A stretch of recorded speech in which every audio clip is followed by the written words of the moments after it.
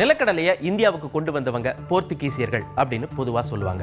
ஆனால் இந்தியாவில் வேறு வேறு பகுதிகளில் வெவ்வேறு காலகட்டத்தில் நிலக்கடலை அறிமுகமாயிருக்கு. ஆப்பிரிக்காவிலிருந்து வந்த கடலை ரகம் இந்தியாவின் மேற்கு பகுதிகளில் அறிமுகமாச்சு. அதே சமயம் வங்கதேச பகுதிகளில் சீனாவிலிருந்து வந்த கடலை ரகம் அறிமுகமானது. தென்னிந்தியாவுக்கு மணிலாவிலிருந்து வந்த கடலை ரகம் அறிமுகமானது.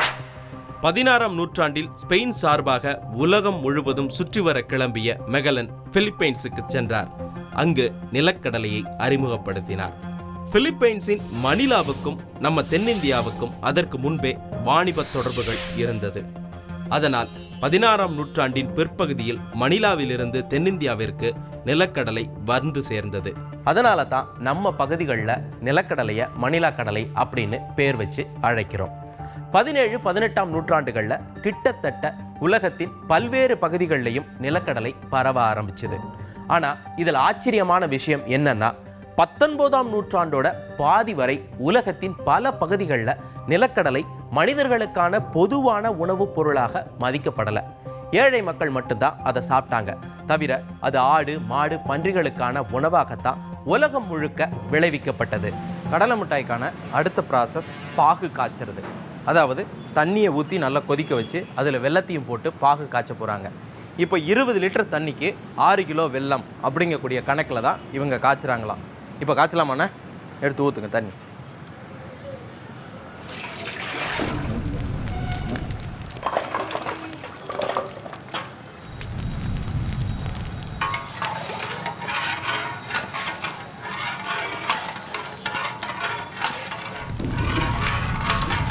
வெள்ளப்பாகு நல்லா கொதிச்சு வந்துருச்சு.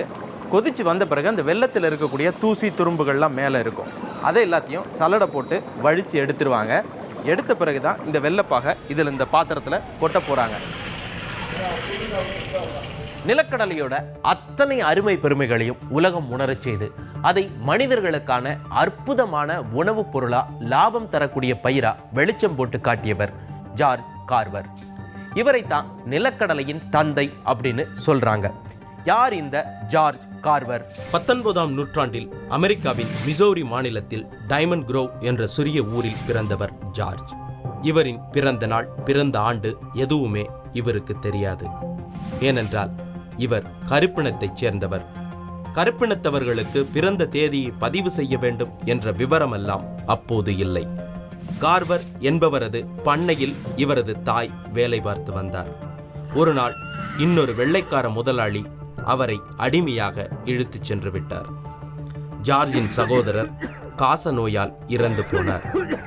மிஞ்சியது ஜார்ஜ் மட்டுமே. பண்ணை முதலாளி கார்வர் நல்லவர். படிக்கும் ஆர்வத்துடன் இருந்த ஜார்ஜை படிக்க வைத்தார். தினமும் பல மைல்கள் நடந்தே பயணம் செய்து படித்து வந்த ஜார்ஜுக்கு பள்ளியில் வைக்கப்பட்ட பெயர் கார்வர்ஸ் ஜார்ஜ், அதாவது கார்வரின் பண்ணையில் வேலை செய்யும் ஜார்ஜ். தவிர அமெரிக்க ஜனாதிபதி வாஷிங்டன் மீது அவருக்கு தனி பிரியம் இருந்தது. அதனால் தன்னுடைய பெயரை பின்னாளில் ஜார்ஜ் வாஷிங்டன் கார்வர் என்று மாற்றிக்கொண்டார்.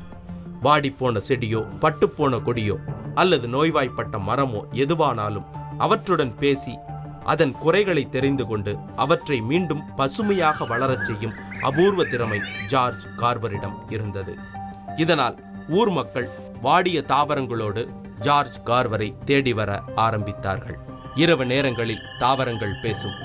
அவற்றை நீங்கள் அன்புடன் கவனியுங்கள். அவை பேசுவது உங்களுக்கு புரியும். நாமும் அவற்றுடன் பேசலாம் என்பார் கார்வர். இரவெல்லாம் காடுகளில் சுற்றித் திரிந்து தாவரங்களோடு பேசுவது கார்வரின் வழக்கமாக மாறிப்போனது.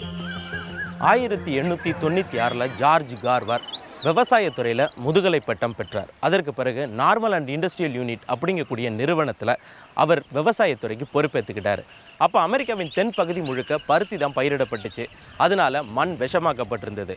காற்றில் இருக்கக்கூடிய நைட்ரஜனை பூமியில் கொண்டு வந்து சேர்க்கக்கூடிய திறன் பருத்திக்கு இல்லை. அது சர்க்கரை வள்ளி கிழங்குக்கும் நிலக்கடலைக்கும் இருக்குது. அப்படிங்கிறதுனால அதை பயிரிடுங்க அப்படின்னு விவசாயிகளுக்கு அவர் ஆலோசனை சொன்னார். அப்போ சர்க்கரை வள்ளி கிழங்கும் நிலக்கடலையும் பன்றிகளுக்கு தான் உணவாக கொடுக்கப்பட்டுச்சு. இதை போய் யாராவது பயிரிடுவாங்களா அப்படின்னு மறுத்துட்டாங்க. நிலக்கடலையில் அமினோ அமிலங்கள் இருக்குது, புரதச்சத்துக்கள் இருக்குது, இது மாமிசத்துக்கு இணையானது அப்படின்னு சொன்னார். சிலர் காது கொடுத்து கேட்டாங்க, அவங்க பயிரிட்டாங்க. அதனால் விளைச்சல் அதிகமாக கிடச்சிது. அதை பார்த்து பலரும் நிலக்கடலையை பயிரிட்டாங்க. ஆனால் உற்பத்தி பெருகிச்சு, விற்பனை ஆகலை. என்னப்பா உன் பேச்சை கேட்டு இப்படி ஆகிப்போச்சே அப்படின்னு கார்வார்கிட்ட கேட்டாங்க. அப்போ கார்வார் நிலக்கடலையை அக்கு வேறு ஆணி வேறாக ஆராய்ச்சி செஞ்சார். அதில் 24 பொருட்களை தயாரிக்கலாம் அப்படின்னு கண்டுபிடிச்சார். நிலக்கடலையிலிருந்து வெண்ணெய், எண்ணெய் எல்லாம் எடுக்கலாம் அப்படின்னு சொன்னார். 1930 அமெரிக்காவின் தென் பகுதிகளில் முக்கியமான பயிராக நிலக்கடலை மாறிச்சு. முதலாம் உலகப் போர்லையும் அதற்கு பிறகு ஏற்பட்ட பொருளாதார வீழ்ச்சியிலையும் அமெரிக்காவை காப்பாற்றினது இந்த நிலக்கடலை தாங்க. முதல்ல காய்ச்சி வச்சிருக்கக்கூடிய பாகை 2வது தடவை காய்ச்ச போகிறாங்க. இதுதான் பதத்துக்கு வரப்போகுது. இந்த காய்ச்சின பாகோட தான் வறுத்து உடைச்சி எடுத்து வச்சிருக்கக்கூடிய கடலையை சேர்க்க போகிறாங்க. இப்போ பாகை 2வது தடவை காய்ச்சது.